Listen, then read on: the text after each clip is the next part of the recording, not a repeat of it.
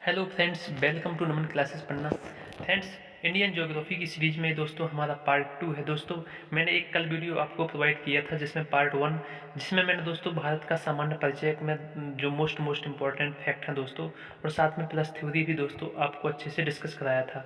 I hope कि दोस्तों आपने वो वीडियो देखा होगा। वो वीडियो आपने देखा होगा तो आगे का वीडियो दोस्तों आपको अच्छे से समझ में आने वाला है। यदि आपने अभी तक वो वाला वीडियो नहीं देखा दोस्तों, तो पहले आप पार्ट 1 देख लीजिए, इसके बाद में आप पार्ट 2 देखेंगे। आज दोस्तों मैं आप ये वाला कोई टॉपिक भारत का सामान्य परिचय पूरा कंप्लीट कराने वाला हूँ। दोस्तों सभी कुछ मैं इसके पड़ोसी देश, पड़ोसी राज्य, पड़ोसी एंड सब कुछ मैं आपको आगे डिस्कस कराने वाला हूँ उसमें।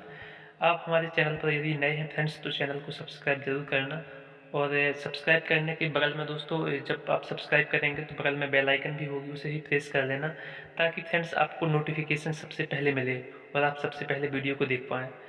तो फ्रेंड्स स्टार्ट करते हैं दोस्तों। आप दोस्तों उतना अच्छा रिस्पॉन्स नहीं करते वीडियो को दोस्तों, ज़्यादा से ज़्यादा शेयर कीजिए और कमेंट करके ही बताना दोस्तों को आपको वीडियो कैसा लगा, एंड और शेयर जरूर करना। तो फ्रेंड्स स्टार्ट करते हैं हम अपना आज का सेशन। दोस्तों आज मैं आपको भारत का सामान्य परिचय सभी दोस्तों जितना भी एग्जाम्स में पूछा जाता है, इसके पड़ोसी देश के बारे में, एंड इसकी सीमा किस किस कितनी लगती है अन्य देशों से, और कितनी स्थलीय सीमा है, और कितनी तटीय सीमा है, इसकी तट में कौन कौन से राज्य हैं दोस्तों, तो ये सब मैं आपको बताने वाला हूँ दोस्तों। ये हमारे इंडिया का अशोक, हमारा भारत का तिरंगा झंडा है। इसमें दोस्तों नॉर्मल सी दोस्तों आप, इसीलिए मैंने लगा दिया था इमेज देखने के लिए आपको। 24 तीलियाँ हैं, ऊपर केसरिया, बीच में सफ़ेद, नीचे हरा, तो आप ऐसे जानते होंगे। अब दोस्तों चलते हैं, आज का हमारा मोटिवेशनल कोटेशन है आज का, जो आपको दोस्तों ऊर्जावान बनाएगा और आपको निरंतर पढ़ने के लिए प्रेरित करेगा। ज़िंदगी में मुश्किलों का आना पार्ट ऑफ लाइफ है। दोस्तों ज़िंदगी में मुश्किलों का आना पार्ट ऑफ लाइफ है, और उनमें से हंसकर बाहर निकलना आर्ट ऑफ लाइफ है, यानी कि जीवन जीने की कला है। जो दोस्तों उनमें से प्रॉब्लम्स को झेल कर बाहर निकल गया, उसे ही जीवन जीने की कला है। नेक्स्ट है दोस्तों हमारे APJ अब्दुल कलाम ने कहा है दोस्तों, न हार होनी चाहिए, न थकान होनी चाहिए, जीत के लिए निकले हो बस जीत होनी चाहिए। न हार होनी चाहिए, न थकान होनी चाहिए, जीत के लिए निकले हो बस जीत होनी चाहिए। इतनी शिद्दत से मेहनत करो कि हाथ को भी हार से शर्म आनी चाहिए। दोस्तों आप इसी तरीके से लगातार मेहनत करते रहिए। आप फ्रेंड्स हमें कमेंट करके आप ज़रूर बताना कि आप किस एग्ज़ाम्स की तैयारी कर रहे हैं। आप दोस्तों उसी एग्ज़ाम्स के लेवल्स का मैं दोस्तों आपको सब्जेक्ट से स्टडी कराने वाला हूँ, तो आप कमेंट में ज़रूर बताना कि आप किस एग्ज़ाम्स की तैयारी कर रहे हैं दोस्तों। तो स्टार्ट करते हैं, हमारा आज का फर्स्ट सेशन है पार्ट 1 दोस्तों। इससे पहले डिस्कस कर चुका हूँ मैं। यहाँ से स्टार्ट करते हैं कि हमारे भारत के महत्वपूर्ण बिंदु में अब भारत का विस्तार क्या है दोस्तों। आकार स्थिति के बारे में मैं आपको वहाँ पहले डिस्कस करा चुका हूँ मैं पहले वाले वीडियो में। तो आज विस्तार की बात करते हैं फ्रेंड्स। मुख्य भूमि का विस्तार नीचे से है दोस्तों 8 डिग्री 4 मिनट से। दोस्तों हमारे ग्लोब में, आपने ग्लोब देखा होगा, काल्पनिक रेखाएं खींची गई हैं जिन्हें अक्षांश रेखाएं, लैटिट्यूड और देशांतर रेखाएं लॉन्गिट्यूड लाइंस कहा जाता है। दोस्तों एक ग्लोब अलग से, अक्षांश और देशांतर रेखाएं अलग से टॉपिक्स है। इसे मैं आगे आपको एक टॉपिक लेके आऊँगा वीडियो में दोस्तों, वो आपको अक्षांश और देशांतर रेखाएं के बारे में अच्छे से पढ़ाने वाला हूँ आपको मैं। तो फ्रेंड्स आज ऊपर ऊपर समझ लीजिए आपकी हमारे पृथ्वी में काल्पनिक रेखाएं खींच ली गई हैं दोस्तों, जिनसे कभी कभी दोस्तों जिनसे हमें हमारे देशों का मानक समय निर्धारण होता है। और दोस्तों अक्षांश रेखा के दोस्तों कौन कौन से देशों से गुजरती हैं, और अक्षांश कर्क रेखा और दोस्तों मकर रेखा के बीच में उष्णकटिबंधीय क्षेत्र होता है, और उसके ऊपर उपोष्ण होता है। इस तरीके से फ्रेंड्स आप में जब कर्क रेखाएं और आगे बताने वाला हूँ, और जबकि मैं अक्षांश और देशांतर रेखाएं पढ़ाऊँगा दोस्तों, उस वीडियो में आपको मैं और अच्छे से इनके बारे में बता दूंगा। तो चलते हैं विस्तार की, कि हमारे भारत का विस्तार कितना है। दोस्तों मैंने पहले बता चुका हूँ आपको कि हमारा भारत उत्तर पूर्वी गोलार्ध में स्थित है। दोस्तों आपने गोलार्ध देखा होगा, तो हमारा भारत उत्तर पूर्वी गोलार्ध में स्थित है। दोस्तों अब इसकी विस्तार की बात करते हैं कि इसकी 8 डिग्री 4 मिनट उत्तरी अक्षांश से नॉर्थ लैटिट्यूड, दोस्तों 8 डिग्री 4 मिनट देख पा रहे हैं आपकी, ये तमिलनाडु का कन्याकुमारी है दोस्तों। यहाँ सबसे दक्षिणी पॉइंट है कन्याकुमारी, 8 डिग्री 4 मिनट में स्थित है। ये है कन्याकुमारी तमिलनाडु का अंतिम पॉइंट, यानी कि तटीय रेखा का सबसे निचला बिंदु है कन्याकुमारी। 8 डिग्री 4 मिनट उत्तरी अक्षांश से लेकर उत्तर में दोस्तों आप देख पा रहे हैं कि लद्दाख का एरिया है 37 डिग्री 6 मिनट। आप एक फ्रेंड्स याद रखना, विस्तार कई बार डायरेक्ट पूछा जाता है कि हमारे भारत का विस्तार कितना है, यानी कि भारत किस उत्तरी अक्षांश पर स्थित है। तो 8 डिग्री 4 मिनट उत्तरी अक्षांश से 37 डिग्री 6 मिनट उत्तरी अक्षांश पर भारत स्थित है। और यदि दोस्तों अब पूर्वी देशांतर पूछा जाए, तो अब देशांतर में दोस्तों देशांतर रेखाओं के पूर्व की तरफ भारत स्थित है, तो इसलिए पूर्वी देशांतर बोला जाता है। तो गुजरात राज्य में स्थित है दोस्तों, एंड सरक्रीक या गुहार मोती कहा जाता है, मैं आगे ये बताने वाला हूँ। 68 डिग्री 7 मिनट पूर्वी देशांतर से लेकर 97 डिग्री 25 मिनट पूर्वी देशांतर तक हमारे भारत का विस्तार है। फ्रेंड्स आगे मैं बताने वाला हूँ आपको कि 8 डिग्री 4 मिनट में कौन सा सबसे निचला बिंदु है, और 68 डिग्री 7 मिनट में कौन सा गुजरात का सबसे पश्चिमी बिंदु है। फ्रेंड्स पाकिस्तान बॉर्डर पर स्थित है, और ऊपर है 37 डिग्री 6 मिनट, और अरुणाचल प्रदेश में स्थित है बालांगू, और कहीं कहीं किबतू भी मिलता है इसका, तो 97 डिग्री 25 मिनट। फ्रेंड्स अब हम चलते हैं नेक्स्ट, इसी के बारे में आपको बताने वाला हूँ कि सबसे दक्षिणी बिंदु कौन सा है, सबसे उत्तरी बिंदु कौन सा है। तो फ्रेंड्स मैंने बता चुका हूँ आपको कि हमारे भारत का संपूर्ण विस्तार उत्तरी अक्षांश मैंने बताया 8 डिग्री 4 मिनट से लेकर। दोस्तों बार बार इसलिए बता रहा हूँ मैं दोस्तों, आपको याद हो जाए एक ही बार में। आप फ्रेंड्स पढ़ते हैं दोस्तों, तो पढ़ के एक बार ऐसा पढ़ें कि आपको डायरेक्टली याद हो जाए बहुत समय के लिए, एंड आपको दोबारा जल्दी पढ़ने की ज़रूरत ना पड़े। तो आप याद रखना 8 डिग्री 4 मिनट से 37 डिग्री 6 मिनट तक, 68 डिग्री 7 मिनट पूर्वी देशांतर से 97 डिग्री 25 मिनट पूर्वी देशांतर तक। अब फ्रेंड्स भारत का सबसे उत्तरी बिंदु यानी कि नर्दर्न मोस्ट पॉइंट की बात करते हैं, तो इंदिरा कोल है स्थित 37 डिग्री 6 मिनट में। कौन सा पॉइंट है, तो इंदिरा कोल सबसे उत्तरी बिंदु है। तो फ्रेंड्स और सबसे दक्षिणी बिंदु की बात करते हैं सदर्न मोस्ट पॉइंट की, तो इंदिरा पॉइंट है दोस्तों। इंदिरा पॉइंट है कहाँ पर, एक कार ग्रेट निकोबार में स्थित है, अंडमान निकोबार में। फ्रेंड्स यदि द्वीप समूह को लेकर पूछा जाए आंसर, तो आपका सबसे दक्षिणी बिंदु 6 डिग्री 4 मिनट में स्थित है इंदिरा पॉइंट, जिसे पिग्मिलियन पॉइंट के नाम से भी जाना जाता है, या पार्सन पॉइंट के नाम से भी पहले जाना जाता था। वर्तमान में भी यदि क्वेश्चन पूछा जाए, यदि आपको इंदिरा पॉइंट ऑप्शन में ना हो, तो आप किसे टिक करेंगे, तो पिग्मिलियन पॉइंट को। तो फ्रेंड्स एक ग्रेट निकोबार में स्थित है, जो हमारा यूनियन टेरेटरी है, अंडमान निकोबार द्वीप समूह। सबसे दक्षिणी बिंदु हमारे भारत का, यदि भारत का सबसे दक्षिणी बिंदु पूछा जाए आपसे, तो आपको आंसर लगाना है इंदिरा पॉइंट। यदि मुख्य भूमि का दक्षिणी बिंदु पूछा जाए, तो आपका आंसर होगा कन्याकुमारी। तो फ्रेंड्स आई होप कि यहाँ आपको क्लियर हो गया होगा, कोई डाउट नहीं होगा।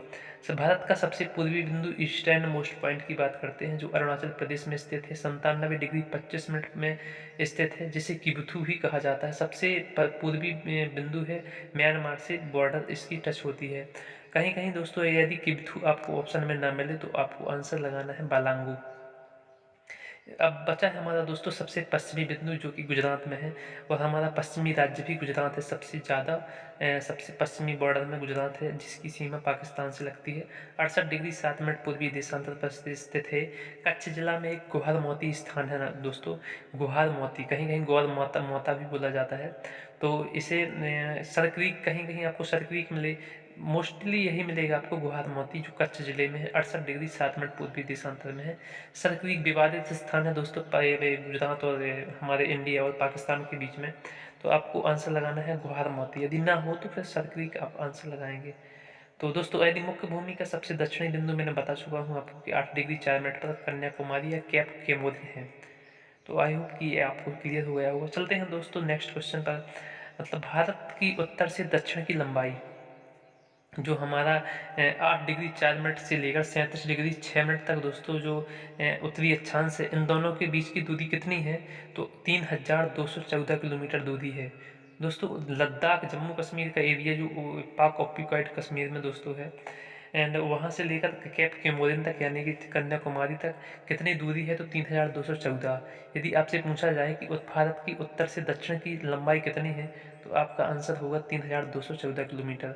नेक्स्ट यदि पूछा जाए आपसे, तो पूरब से पश्चिम तक की लंबाई कितनी है, यानी कि अरुणाचल प्रदेश और गुजरात, ये दोस्तों पूर्वी राज्य अरुणाचल प्रदेश, पश्चिमी राज्य सबसे लास्ट का गुजरात, इन दोनों के बीच की दूरी कितनी है। यह पूछा जाए आपसे कि पूरब से पश्चिम की दूरी कितनी है भारत की, तो 2933 किलोमीटर। आप याद रख लेना, फैक्ट कई बार पूछा जाता है। अब भारत की संरचना कैसी है फ्रेंड्स, अब भारत को मैंने यहाँ से मिला दिया है, आपको कैसे मिलाएंगे आप चारों बिंदुओं को, तो चतुष्कोणीय आकार की स्थिति है भारत की। अब फ्रेंड्स बात करते हैं कि भारत में 5 राज्य ऐसे हैं जो पूर्णतः लैंडलॉक्ड हैं। दोस्तों ऐसे हैं जो भू आवेष्टित हैं। भू आवेष्टित का मतलब होता है दोस्तों जिनकी सीमा किसी अन्य देशों या किसी जलीय स्थान से नहीं लगती है, उसे लैंडलॉक्ड कंट्री या भू आवेष्टित हिंदी में बोला जाता है। जो भी किसी भी अंतर्राष्ट्रीय सीमा या तट रेखा को स्पर्श नहीं करते। वो 5 राज्य हमारे भारत के कौन कौन से हैं दोस्तों? हरियाणा की सीमा किसी अन्य देशों से नहीं लगती, ना ही किसी जलीय स्थान से लगती है। तो हरियाणा हो गया, हमारा मध्य प्रदेश हो गया, हमारा छत्तीसगढ़ हो गया, हमारा झारखंड और हमारा तेलंगाना। ये भारत के ऐसे राज्य हैं जिनकी सीमा किसी अन्य देशों से नहीं लगती, ना ही किसी बंगाल की खाड़ी से लगती, न खंभात की खाड़ी से, न किसी महासागर से। तो फ्रेंड्स ऐसे राज्य जिनकी सीमा किसी अन्य देशों या किसी तटीय स्थान से नहीं लगती, उन्हें भू आवेष्टित राज्य कहा जाता है। वो राज्य कौन कौन से हैं मैं आपको बता चुका हूँ, हरियाणा, मध्य प्रदेश, झारखंड, छत्तीसगढ़ और तेलंगाना। फ्रेंड्स मैं बता चुका हूँ कि भू आविष्टित यानी कि लैंडलॉक्ड स्टेट कौन कौन से हैं। ऐसे राज्य जिनकी सीमा ना तो जल से लगती है और ना ही किसी अन्य देश से, उन्हें भू आविष्टित राज्य कहलाते हैं। दोस्तों ये क्वेश्चन कई बार डायरेक्टली पूछा जाता है कि सबसे बड़ा भू आविष्टित देश यानी कि विश्व का सबसे बड़ा भू आविष्टित देश कौन सा है? तो कजाकिस्तान है दोस्तों। कजाकिस्तान सबसे बड़ा लैंडलॉक्ड कंट्री है। तो आई होप कि आपको समझ में आ गया होगा। चलते हैं फ्रेंड्स नेक्स्ट क्वेश्चन पर। अब दोस्तों मैं बताने वाला हूँ आपको कि कर्क रेखा। दोस्तों जो हमारे 0 डिग्री भूमध्य रेखा है ग्लोब में, आपको बताऊंगा मैं, और आप जानते भी होंगे यदि आपने ग्लोब डिस्कस किया होगा। तो यदि 0 डिग्री भूमध्य रेखा है दोस्तों, इसे विषुवत रेखा भी कहा जाता है। इसके 23.5 डिग्री नॉर्थ पर कर्क रेखा है और भूमध्य रेखा के 23.5 डिग्री साउथ पर मकर रेखा है। तो फ्रेंड्स कर्क रेखा जो ट्रॉपिक ऑफ कैंसर है, ये हमारे भारत के 8 राज्यों से होकर गुजरती है। ट्रॉपिक ऑफ कैंसर इसे बोला जाता है इंग्लिश में, कर्क रेखा हिंदी में बोला जाता है। ये हमारे भारत देश के 8 राज्यों से होकर गुजरती है। वो 8 राज्य कौन कौन से हैं फ्रेंड्स? इन्हें आप क्रम से याद रखिए। कई बार पूछा जा सकता है आपसे, कई बार पूछा ही गया है कि पूरब से पश्चिम की राज्य को क्रम से व्यवस्थित कीजिए जिनमें से कर्क रेखा होकर गुजरती है, या पश्चिम से पूर्व की ओर राज्यों को व्यवस्थित कीजिए जिनसे कर्क रेखा होकर गुजरती है। तो दोस्तों आप ट्रिक्स का यूज नहीं करेंगे, आप मैप अच्छे से आपने पढ़ा है तो आप दोस्तों अच्छे से माइंड में क्लिक करके उन राज्यों को आप क्रम से बता पाएंगे। तो मैं बताने वाला हूँ आपको, आप मैप भी देखिए। सबसे पश्चिमी राज्य है गुजरात। गुजरात से प्रवेश करती है, गुजरात के बाद में राजस्थान में हल्का से प्रवेश करती है, थोड़ा सा टच होती है राजस्थान से। राजस्थान के बाद में मध्य प्रदेश में प्रवेश करती है, मध्य प्रदेश के बाद में छत्तीसगढ़, छत्तीसगढ़ के बाद झारखंड, झारखंड के बाद पश्चिम बंगाल, पश्चिम बंगाल से दोस्तों बांग्लादेश में प्रवेश कर जाती है, बांग्लादेश के बाद में निकलती है त्रिपुरा और मिजोरम से। तो फ्रेंड्स आप एक बार और बोल लीजिए कि गुजरात, राजस्थान, मध्य प्रदेश, छत्तीसगढ़, झारखंड, पश्चिम बंगाल, त्रिपुरा और मिजोरम, ये हमारे भारत के 8 राज्य हैं जिनसे होकर कर्क रेखा गुजरती है। अब बात करते हैं कि भारत में सर्वाधिक किस राज्य से होकर कर्क रेखा गुजरती है? तो मध्य प्रदेश से, और सबसे कम लंबाई है राजस्थान में कर्क रेखा की। यदि आपसे पूछा जाए कि सर्वाधिक लंबाई कर्क रेखा कहाँ है, किस राज्य में, तो सबसे ज़्यादा मध्य प्रदेश के 14 जिलों से होकर कर्क रेखा गुजरती है। और फ्रेंड्स सबसे कम लंबाई कहाँ है? तो राजस्थान में। भी याद रखिएगा फ्रेंड्स, अक्षांश रेखाओं से किसी भी देश के जलवायु, प्रदेश और स्थिति का पता चलता है, और हमारे समय का भी पता चलता है दोस्तों। भारतीय मानक समय रेखा भी पूर्वी देशांतर है 82.5 डिग्री, वो आगे आपको बताने वाला हूँ। कर्क रेखा उत्तरी अमेरिका, यूरोप और एशिया से होकर निकलती है। कितने महाद्वीपों से होकर निकलती है? तो उत्तर अमेरिका, यूरोप और एशिया महाद्वीप से होकर निकलती है। एकमात्र एक ऐसा कॉन्टिनेंट है फ्रेंड्स, ये अफ्रीका महाद्वीप, जिनसे होकर तीनों रेखाएं गुजरती हैं, कर्क रेखा, मकर रेखा और विषुवत रेखा। तो फ्रेंड्स कर्क रेखा, मकर रेखा और विषुवत रेखा, तीनों रेखाएं किस महाद्वीप से गुजरती हैं? तो अफ्रीका महाद्वीप से गुजरती हैं। अब हम बात करने वाले हैं भारत की मानक समय रेखा, यानी कि भारत की मानक समय रेखा 82.5 डिग्री पूर्वी देशांतर है फ्रेंड्स। तो एक कैसे इससे हमारे देश का इस समय पता निर्धारण कैसे होता है? तो भारत की मानक समय रेखा 82.5 डिग्री पूर्वी देशांतर को निर्धारित किया गया है। कई बार डायरेक्ट क्वेश्चन पूछा जाता है कि भारत की मानक समय रेखा कौन से देशांतर पर स्थित है? तो आपका आंसर होगा 82.5 डिग्री पूर्वी देशांतर पर। भारत का मानक समय इलाहाबाद के निकट मिर्जापुर से लिया गया है। दोस्तों इलाहाबाद के निकट नैनीताल है दोस्तों, यहीं पर स्थित है मिर्ज़ापुर। यहीं से हमारे भारत का मानक समय निर्धारण किया गया है। जो 82.5 डिग्री रेखा है, ये कौन कौन से भारत के राज्यों से होकर गुजरती है? तो भारत के हमारे मानक समय रेखा 5 राज्यों से होकर गुजरती है। दोस्तों कई बार डायरेक्टली इतने मोस्ट इम्पॉर्टेंट फैक्ट हैं जो डायरेक्टली एग्जाम्स में पूछे जाते हैं। छोटा से छोटा फैक्ट जैसे दोस्तों पूछा जाए कि भारत की मानक समय रेखा यानी कि 82.5 डिग्री पूर्वी देशांतर भारत के कितने राज्यों से होकर गुजरती है। एक एक क्वेश्चन बन गया फ्रेंड्स, तो इसका आंसर होगा 5 राज्यों से। अब वो कौन कौन से 5 राज्य गुजरती है, इनमें से दोस्तों ऑप्शंस दे देगा आपको, 3 ऑप्शंस जिनसे गुजरती है और एक दे देगा जिनसे नहीं गुजरती। तो एक ऐसा क्वेश्चन बन सकता है। तो कौन कौन से राज्यों से होकर गुजरती है, आप मैप में दोस्तों आप डिस्कस करेंगे तो आपको जल्दी याद हो जाएगा। आपको रखने की कोशिश बिल्कुल नहीं करना। सबसे पहले आप देख पा रहे हैं उत्तर प्रदेश। उत्तर प्रदेश के बाद में मध्य प्रदेश का सिंगरौली जिला है सबसे पूर्वी जिला, यहाँ से होकर गुजरती है। मध्य प्रदेश के बाद में छत्तीसगढ़ है दोस्तों, छत्तीसगढ़ के बाद में है उड़ीसा और उड़ीसा के बाद में आंध्र प्रदेश। तो आप याद रखना कि उत्तर प्रदेश, मध्य प्रदेश, छत्तीसगढ़, उड़ीसा और आंध्र प्रदेश। नेक्स्ट है अंतर्राष्ट्रीय मानक समय रेखा, इंटरनेशनल स्टैंडर्ड टाइम रेखा 0 डिग्री देशांतर, जहाँ से स्टार्ट होती है दोस्तों 0 डिग्री देशांतर, वो कहाँ से होकर गुजरती है, तो लंदन के ग्रीनविच नामक स्थान से होकर गुजरती है। तो आप याद रखना कि 0 डिग्री देशांतर रेखा कहाँ से होकर गुजरती है, तो लंदन के ग्रीनविच नामक स्थान से होकर गुजरती है, इसलिए कहीं कहीं से ग्रीनविच रेखा भी कहा जाता है। तो आप याद रखना, आप कंफ्यूज नहीं होना। यदि 0 डिग्री देशांतर रेखा ना मिले आपको तो ग्रीनविच रेखा आप मिलेगा, तो आपको समझना है कि 0 डिग्री देशांतर रेखा है, यानी कि मानक समय रेखा है, प्रधान मध्याह्न रेखा भी इसे कहा जाता है। तो आप इनके नाम अलग अलग हैं, तो आप इनके नाम भी याद रखिएगा। 0 डिग्री देशांतर से लेकर 82.5 डिग्री पूर्वी देशांतर के मध्य 5.5 घंटा का समय अंतराल है। दोस्तों 5.5 घंटा का समय अंतराल कैसे है, क्योंकि दोस्तों 1 डिग्री चलने में 4 मिनट का समय लगता है। तो 4.5 मिनट का आप 82.5 डिग्री से गुणा करेंगे तो 5.5 घंटा का अंतर आ जाएगा। याद रखिएगा, देशांतर रेखाओं से किसी भी देश का समय और स्थिति का पता चलता है। तो समय और स्थिति का पता चलता है देशांतर रेखाओं से। तो फ्रेंड्स आपको समझ में आ गया होगा, यहाँ तक चलते हैं नेक्स्ट। अब हम बात करने वाले हैं भारत की स्थलीय सीमा।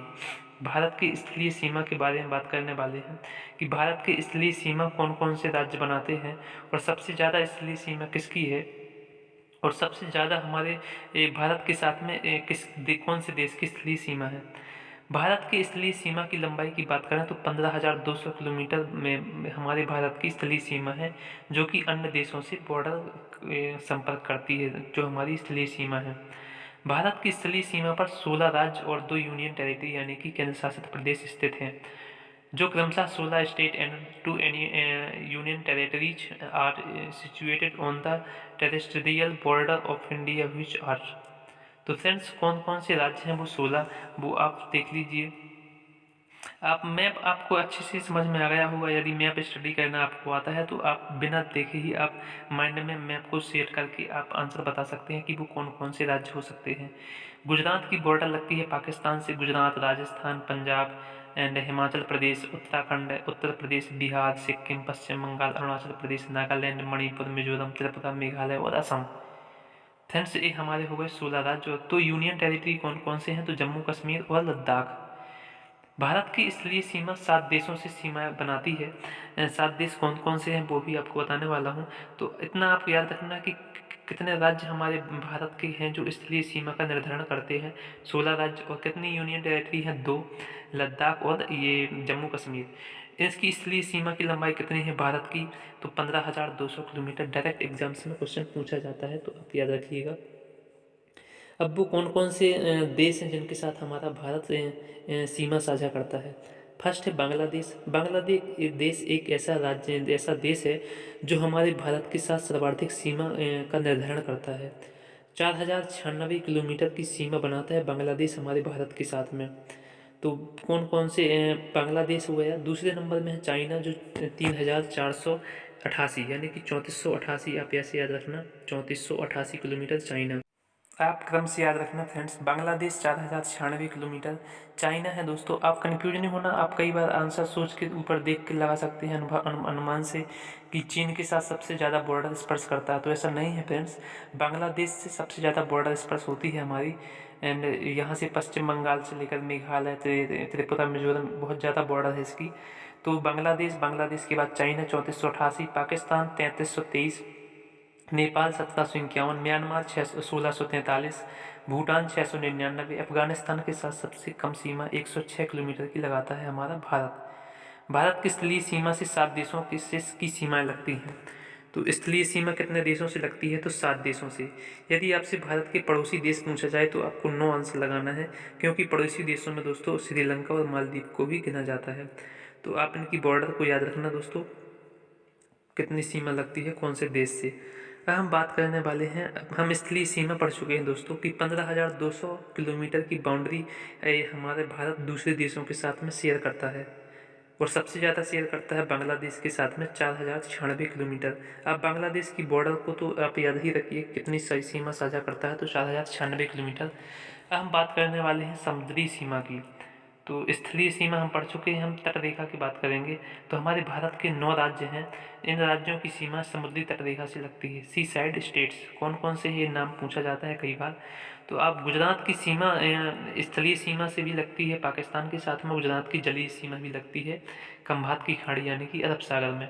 तो फ्रेंड्स गुजरात है, गुजरात के बाद में महाराष्ट्र, गोवा, कर्नाटक, केरल, तमिलनाडु, आंध्र प्रदेश, उड़ीसा और पश्चिम बंगाल।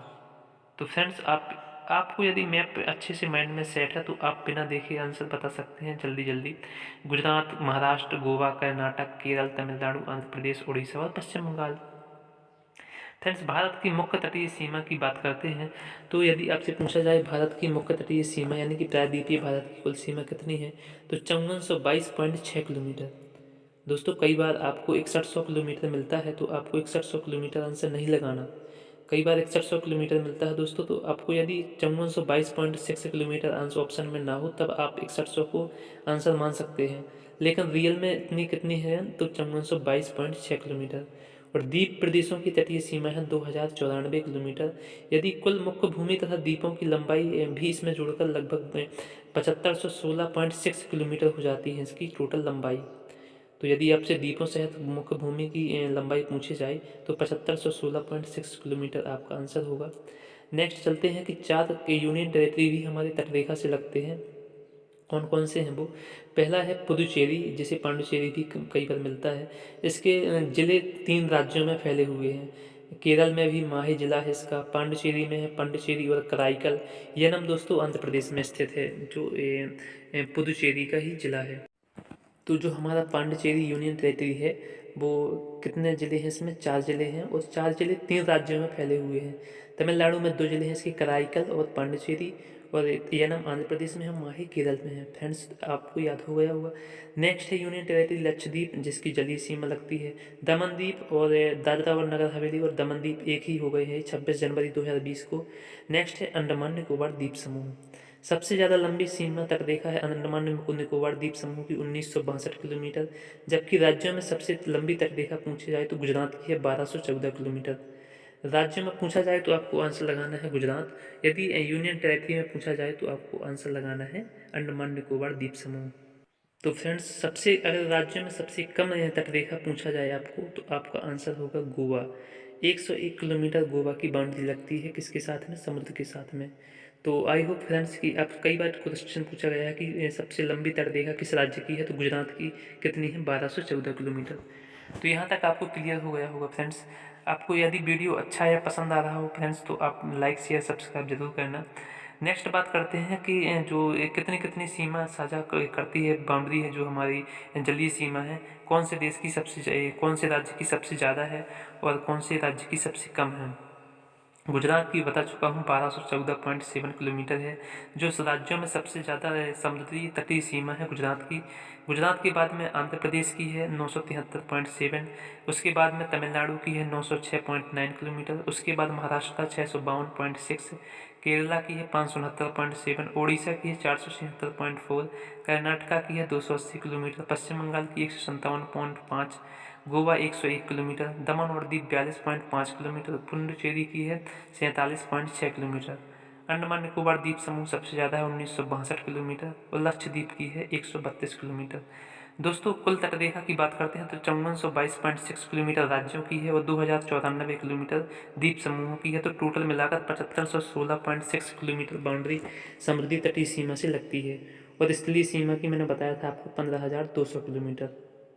फ्रेंड्स आपको कई बार पूछा जा सकता है कि समुद्री तटीय रेखा के क्रम से 4 राज्यों के नाम बताइए। तो सबसे पहले आप गुजरात लगाएंगे, उसके बाद में आंध्र प्रदेश, उसके बाद में तमिलनाडु, उसके बाद महाराष्ट्र।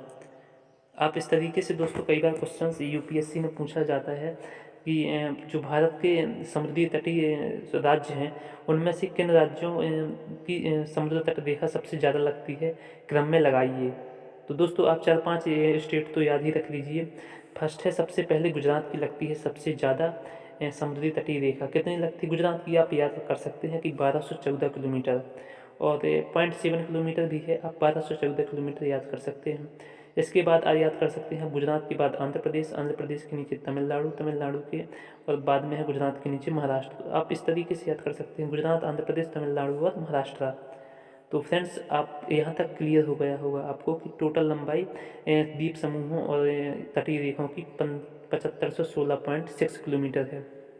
हम बात करते हैं फ्रेंड्स, जो हमारे भारत में जो समुद्री मील की दूरी होती है वो कौन कौन सी, कहाँ कहाँ तक भारत का विस्तार है, भारत कहाँ कहाँ तक कब्जा कर सकता है, भारत के इतने के अंदर में द्वीप हैं तो वो किस देश का कब्जा होगा उसमें, ये आपको बताने वाला हूँ मैं।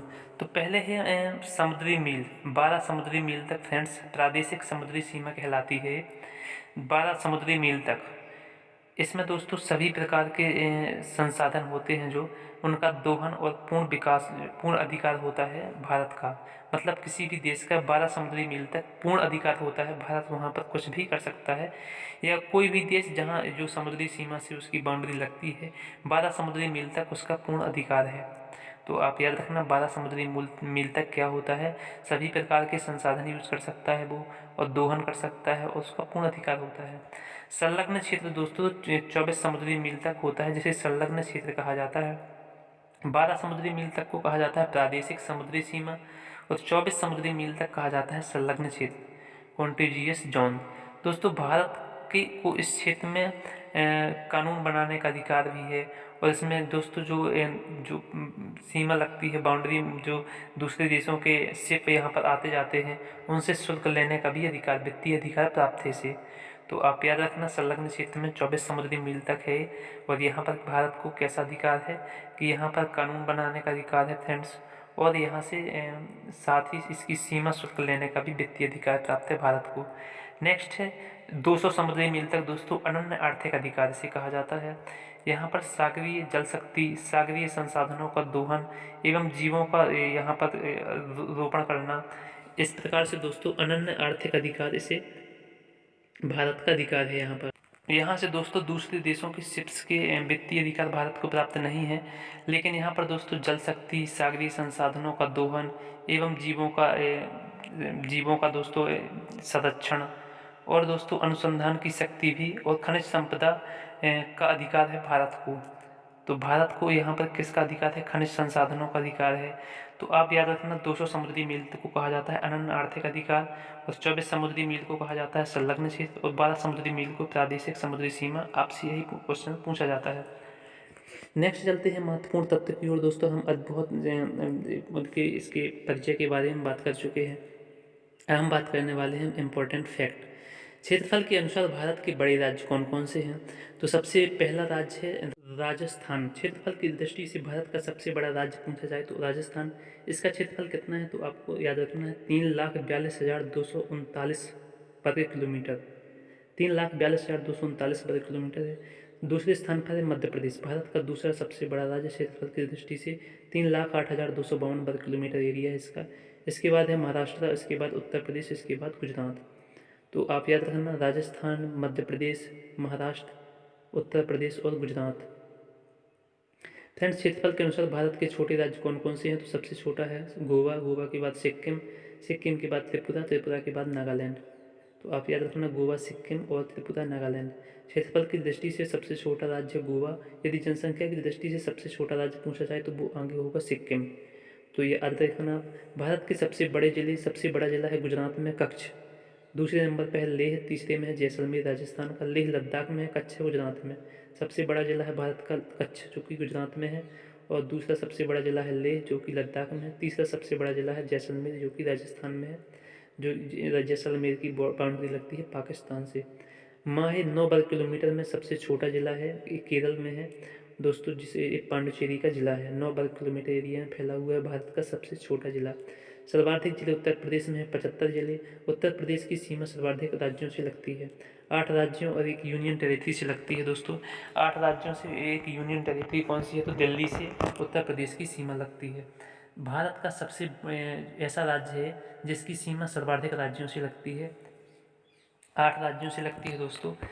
8 राज्य कौन कौन से हैं वो बता दूं आपको मैं।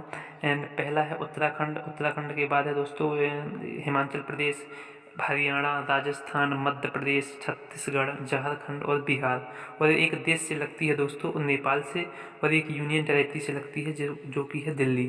तो फ्रेंड्स आई होप कि यहाँ तक आपको समझ में आ गया होगा। नेक्स्ट चलते हैं दोस्तों, उत्तर पूर्वी राज्यों के बारे में महत्वपूर्ण फैक्ट बता दूं आपको। जो सेवन सिस्टर के नाम से हमारे भारत के उत्तर पूर्वी 7 राज्य हैं जिन्हें सेवन सिस्टर के नाम से जाना जाता है। उत्तर पूर्वी राज्यों में कुल 8 भारतीय राज्य हैं दोस्तों। 8 भारतीय राज्य नहीं, सेवन सिस्टर के नाम से जाना जाता है, सिक्किम इसमें शामिल नहीं है। यदि उत्तर पूर्वी राज्य सेवन सिस्टर में आए तो दोस्तों सिक्किम को हटा के आप सभी 7 राज्यों को लगा सकते हैं, सिक्किम सेवन सिस्टर में नहीं माना जाता। दोस्तों अब बात करते हैं कि असम, अरुणाचल प्रदेश, नागालैंड, मणिपुर, मिजोरम, त्रिपुरा, मेघालय और सिक्किम शामिल हैं। सिक्किम के अतिरिक्त बाकी एक साथ जुड़े राज्यों को 7 बहनों के नाम से भी जाना जाता है। मैंने आपको पहले फैक्ट बताया था कि सिक्किम के अतिरिक्त यानी कि सिक्किम को छोड़कर बाकी सभी जुड़े राज्य सेवन सिस्टर यानी कि 7 बहनों के नाम से भी जाना जाता है। त्रिपुरा 3 ओर से बांग्लादेश से घिरा हुआ है फ्रेंड्स, आप मैप में देख सकते हैं यहाँ पर, जो कि पिंक कलर में है, सॉरी येलो कलर में है। त्रिपुरा 3 ओर से बांग्लादेश से घिरा हुआ है। त्रिपुरा और बांग्लादेश के मध्य 0 डिग्री लाइन भी है। मेघालय की सीमा सिर्फ असम राज्य को टच करती है दोस्तों, मेघालय की सीमा सिर्फ असम राज्य को स्पर्श करती है और इस तरफ से दक्षिणी तरफ से बांग्लादेश से स्पर्श करती है। असम की सीमा उत्तर पूर्व के सभी राज्यों को छूती है। असम की सीमा सिक्किम से नहीं लगती है, पश्चिम बंगाल से लगती है फ्रेंड्स। आप याद रखना कि असम की एक ऐसा राज्य है जिसकी सीमा सभी 6 राज्यों से लगती है, सेवन सिस्टर में असम भी है। असम की सीमा सभी राज्यों से, उत्तर पूर्वी राज्यों से लगती है सिक्किम को छोड़कर।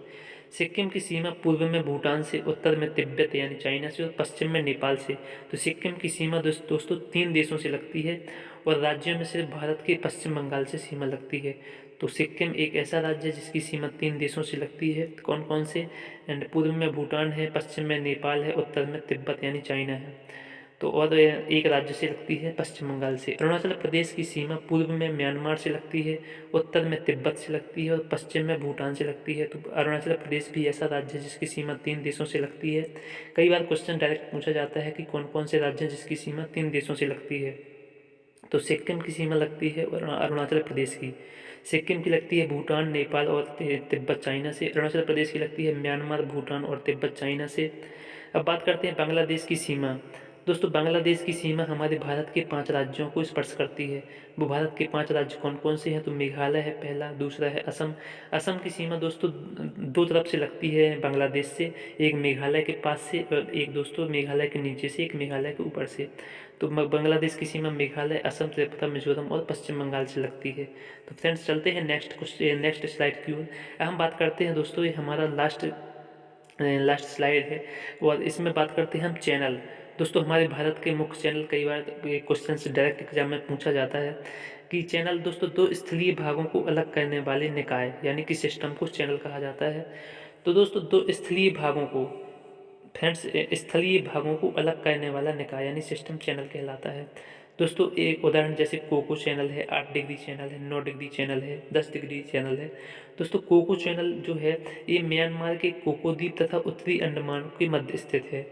कहाँ कहाँ स्थित है, तो ये म्यांमार के कोको द्वीप, दोस्तों म्यांमार का एक कोको द्वीप यहाँ मैप में आप देख सकते हैं, यहाँ पूर्वी साइड बंगाल की खाड़ी में एक म्यांमार का कोको द्वीप है और भारत का उत्तरी अंडमान, इसे अलग अलग करता है कोको चैनल। 8 डिग्री चैनल दोस्तों मालदीव और मिनिकॉय द्वीप स्थित है लक्षद्वीप में, इसके मध्य स्थित है 8 डिग्री चैनल। मालदीव और मिनिकॉय द्वीप है जो लक्षद्वीप का, इसके मध्य में स्थित है 8 डिग्री चैनल। 8 डिग्री चैनल कौन कौन से द्वीप के मध्य है, तो मालदीव और मिनिकॉय द्वीप के मध्य है। मिनिकॉय लक्षद्वीप का हिस्सा है, तो लक्षद्वीप का द्वीप है मिनिकॉय और मालदीव के बीच में स्थित है 8 डिग्री चैनल। 9 डिग्री चैनल दोस्तों लक्षद्वीप और मिनिकॉय के बीच में है, मिनिकॉय लक्षद्वीप का ही द्वीप है और इसके मध्य में स्थित है 9 degree channel. Friends 10 degree channel भी है जो कि छोटा अंडमान और कार निकोबार के मध्य में स्थित है। दोस्तों आई होप कि यहाँ तक आपको सब चैनल समझ में आ गए होंगे। हमारे भारत के 10 डिग्री चैनल दोस्तों अंडमान निकोबार द्वीप समूह के बीच में स्थित है। यदि आपसे और द्वीप पूछा जाए तो आपको छोटा Andaman, little Andaman and car Nicobar के मध्य में स्थित है कौन सा 10 डिग्री चैनल। तो फ्रेंड्स आप कोको चैनल को याद रखना। कोको द्वीप और उत्तरी अंडमान के मध्य में है। 8 डिग्री चैनल है मालदीव मिनिकॉय के मध्य में है दोस्तों। मिनिकॉय लक्षद्वीप के मध्य में है 9 डिग्री चैनल। 10 डिग्री चैनल दोस्तों लिटिल अंडमान यानी कि छोटा अंडमान और कार निकोबार के मध्य में स्थित है 10 डिग्री चैनल। तो फ्रेंड्स आई होप कि आपको समझ में आ गया होगा, और आप दोस्तों 1-2 बार वीडियो को और देखना जिससे आपको अच्छे से समझ में आ जाए। तो फ्रेंड्स चलिए क्लास ज़्यादा लंबी ना हो दोस्तों, इसलिए यहीं पर समाप्त करते हैं। और दोस्तों अब हम इससे नेक्स्ट वीडियो लाने वाला हूँ इंडियन ज्योग्राफी का। आपको वीडियो कैसा लगा दोस्तों आप कमेंट में ज़रूर बताएं, और चैनल को सब्सक्राइब जरूर करें और बेल आइकन भी प्रेस करें। Thank you. जय हिंद, बाय बाय दोस्तों।